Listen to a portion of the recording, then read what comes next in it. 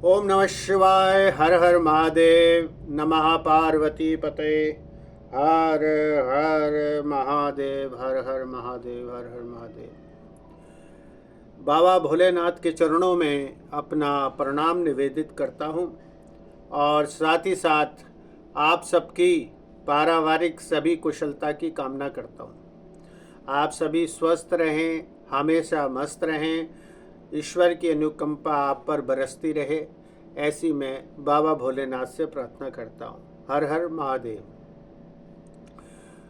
तो आज जो मैं आपसे वार्तालाप करने जा रहा हूँ वो वार्तालाप है कि हमें जो ये पितृपक्ष चल रहा है उसमें श्राद्ध क्यों करना चाहिए।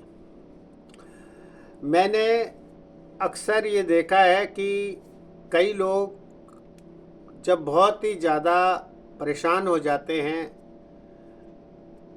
और कई बारी वे यह प्रश्न पूछते हैं कि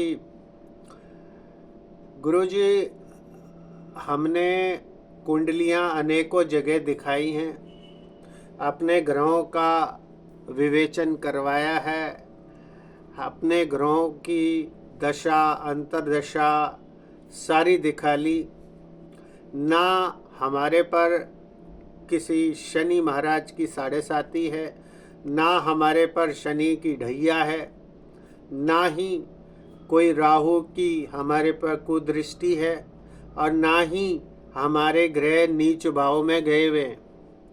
और हमारे जो ग्रह हैं अभी अगर कुंडली के आधार पे देखे जाएं तो शास्त्री जी ने यह बताया है, पंडित जी ने यह बताया है, ज्योतिषाचार्य जी ने बताया है कि बहुत अच्छे आपके ग्रह चल रहे।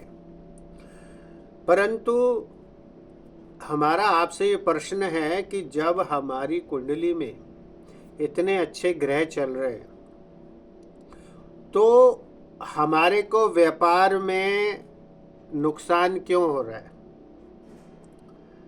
हम परिवार के सभी लोग बारी बारी से बीमार पड़ते जा रहे हैं।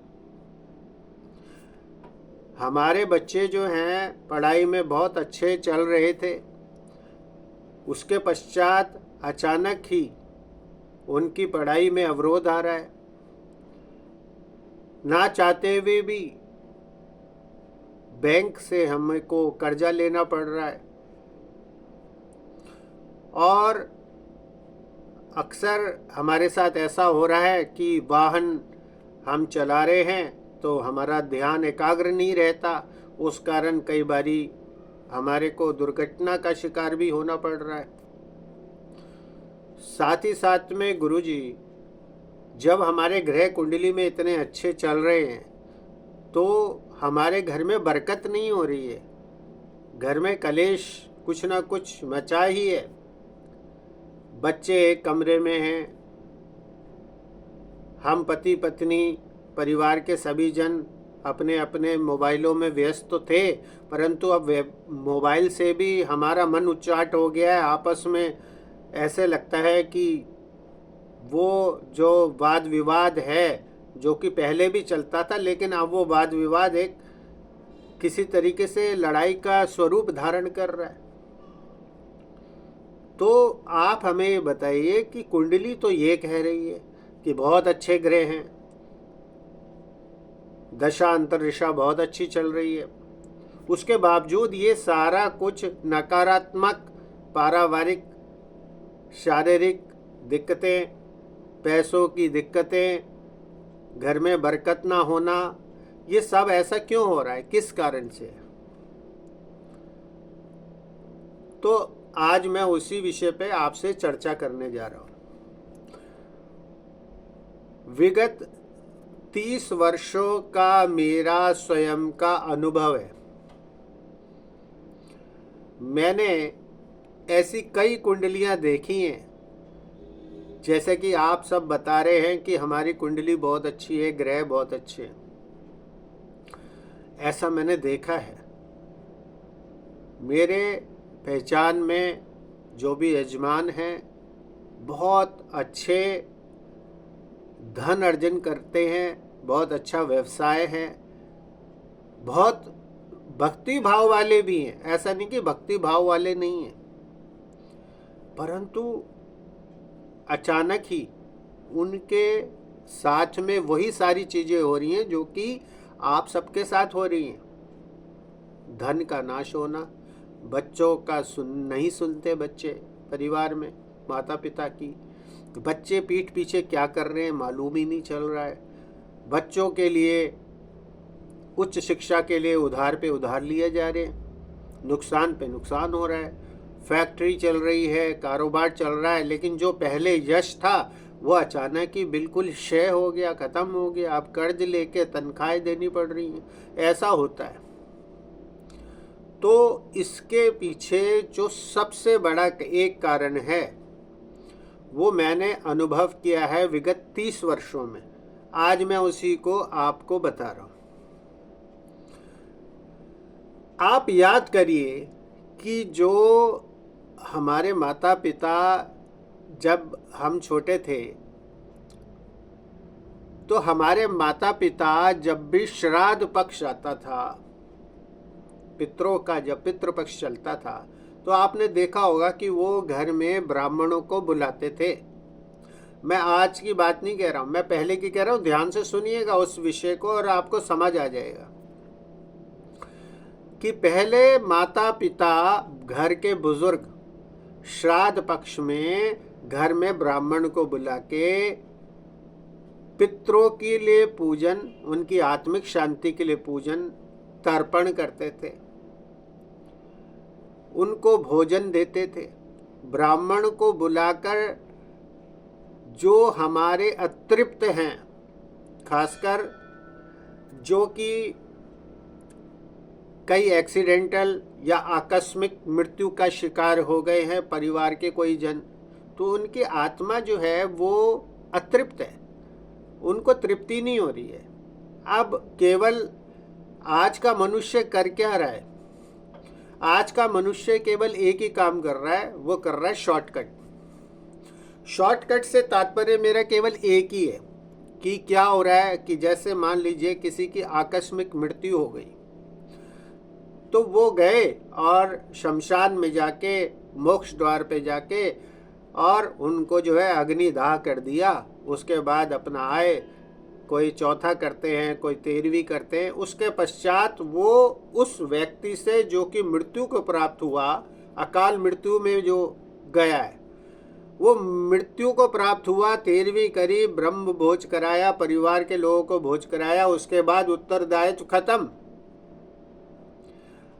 वो जो गलती हो रही है वही एक सबसे बड़ा कारण है। मैं बता रहा हूं, ये चीज समझिए। हो सकता है पता नहीं, लेकिन मैंने जो अपने पूरे अभी तक के जीवन काल में ये चीज देखी है, मैं उसके आधार पे बता रहा हूं। मैं अपना परिचय दे रहा हूं, आप सबको ऐसे पता ही है। मेरा नाम है पंडित डॉक्टर विनोद कुमार शर्मा। मैं प्रभु का सेवक हूँ। मैं तो कुछ भी नहीं हूँ, परंतु प्रभु का सेवक हूँ। माँ भगवती वैष्णो देवी मंदिर, श्री महामाया वैष्णो देवी मंदिर, सेक्टर 8 RK पुरम में मैं प्रभु की सेवा कर रहा हूँ। मैंने विद्यावारिधि पढ़ाई यानी PhD, डॉक्टरेट किया है ज्योतिष में, और श्री लाल बहादुर शास्त्री राष्ट्रीय संस्कृत विद्यापीठ दिल्ली, ये मेरा जो है पूरा अध्ययन काल यहाँ पर रहा। तो मेरा जो अपना ज्ञान है मैं आपके साथ में बांट रहा हूँ। हो सकता है मैं गलत हूँ, आपको जो सही लगे आप सही समझिएगा, और गलत है तो उसके लिए मैं क्षमा याचना ही कर सकता हूँ। परंतु मैं जो आपको कहने जा रहा हूँ, मैं उस विषय पे वापस आ रहा हूँ। तो जो घर में ये सारी दिक्कतें आ रही हैं, उनको ठीक करने के लिए एक बात बीच में रह गई, मैं उसी में वापस आ रहा हूँ। तो जो पहले हमारे माता पिता जब तक थे, तो वो हम देखते थे कि वो जो पितृपक्ष है उस दिन ब्राह्मण को घर बुलाते थे, और पितृ की शांति हेतु यज्ञ, होम, तर्पण इत्यादि सब चलता था। उसके पश्चात ब्रह्मभोज होता था, हवन होता था, और कम पैसा था तब भी खुशहाली थी। आज हम लोग, आप लोग जो भी हैं, उन्हीं माता पिता के आशीर्वाद से ही आज ऐसे स्तर पर पहुंचे हैं। अब जो बड़ी बात बोल रहा हूं वो ये है, हो सकता है कईयों को वो बात थोड़ी सी बुरी लगे, परंतु ये सच है। सभी के लिए नहीं है, कुछ के लिए तो है ही, क्योंकि ये मैंने देखा है अपने जीवन में, इसलिए मैं आपको बता रहा हूं। वस्तुतः जो हमारे माता पिता अपने माता पिता या अपने सास ससुर, नाना नानी, दादा दादी, चाचा चाची या जो भी मृत आत्मा है, उनके लिए उनकी आत्मिक शांति हेतु जब घर में ब्राह्मण को बुला के उनकी शांति करवाते थे पितृपक्ष में, वो आज का मनुष्य इस भौतिकतावाद के समय में भूल चुका है। ये सच है, परम सत्य है। हो सकता है कईयों को ये बात सही ना लगे, परंतु मुझे ऐसा दिखता है तो मैं बोलता हूँ, और किसी को अगर मेरे इन वचनों से कोई ठेस पहुंचे तो मैं उसके लिए क्षमा प्रार्थी हूँ। खैर, तो जो ये परंपरा थी, अब वो सिमट कर जो श्राद्ध पक्ष होता है, प्रथमा, पहले पूर्णिमा का श्राद्ध होता है, उसके बाद प्रथमा, द्वितीया, तृतीया, चतुर्थी, पंचमी, षष्ठी, सप्तमी, अष्टमी, नवमी, दशमी, एकादश, द्वादश, त्रयोदश, चतुर्दशी और सर्वपितृ श्राद्ध, अमावस्या। तो ये तिथियां बनाई क्यों गई हैं कि पहला श्राद्ध, पूर्णिमा का श्राद्ध, दूसरा श्राद्ध, तीसरा, ये तिथियां का निर्माण कोई मैंने थोड़ी किया है, ये तो आदि काल से है, आदि काल से। आप समझिए इस विषय को। अगर ऐसा ही होता तो हमारे ऋषिवर जिन्होंने हमें पैदा किया है, तो वो केवल श्राद्धों की एक तिथि निर्धारित कर देते कि केवल सर्वपितृ श्राद्ध अमावस को होगा। ऐसा उन्होंने नहीं किया। क्यों नहीं किया? क्योंकि शास्त्रोक्त के अनुसार जिस तिथि को जो भी व्यक्ति मृत्यु को प्राप्त होता है, वही तिथि जब वर्ष में उस पितृपक्ष में आएगी, उसी दिन घर में बुलाकर ब्राह्मण को जो है सेवा दी जाती है पितृ की शांति हेतु। परंतु आज क्या हो रहा है? आज स्थिति ऐसी है कि बस श्राद्ध है ये हमें पता है, और उस श्राद्ध में एक तिथि सबको याद है। वो भी पता नहीं, मुझे लगता है वो इसलिए याद है कि हमारे ऊपर कोई दुविधा ना आ जाए, कोई आपत्ति ना आ जाए, तो सर्वपितृ श्राद्ध याद है अब सबको। बस केवल अमावस क्या, हम उसी दिन सब कुछ कर देते जी, सारे पितृ मिल जाएंगे, उसी दिन वहां पर रहेंगे। तो वो जो है, आपको पता है कि जो ये श्राद्ध है, पितृपक्ष है, इन पितृपक्षों में हमारे मरे हुए पितृ स्वयं पृथ्वी पर आते हैं अपना हक लेने, अपने परिवार से। हक इन द सेंस कि वो ये देखने आते हैं कि मैं इनको आशीर्वाद देने जा रहा हूं, अपने बच्चों को, अपने कुटुंब को, जो मेरे खून हैं। और हमारा फर्ज क्या बनता है कि वो अगर आए हैं तो हम उनको आदर पूर्वक जल, पान, तर्पण इत्यादि जो भी होता है वो ब्राह्मण को देते, कौवे को देते, गऊ को ग्रास के रूप में देते, और अपना चलता है। तो ये सारी क्रियाएं, ये विधियां सब लुप्त हो गई हैं लगभग, मुझे ऐसा लगता है। प्राय शहर में तो मैंने नहीं देखी, गांव में आज भी जीवंत है। ग्रामीण जो जीवन है वहाँ पर है अभी, पर्वतीय क्षेत्रों में है, क्योंकि मैं पौड़ी गढ़वाल से हूँ, तो मुझे पता है पर्वतीय क्षेत्र हिमाचल हो चाहे गढ़वाल हो, यहाँ पर तो है अभी, 100 में से 100% है। परंतु जो शहरीकरण में ये जो पद्धति है, ये लगभग लगभग अमावस्या तिथि पर आकर टिक गई है। तो मैं अब जो कहने जा रहा हूं वो ध्यान से सुनिए।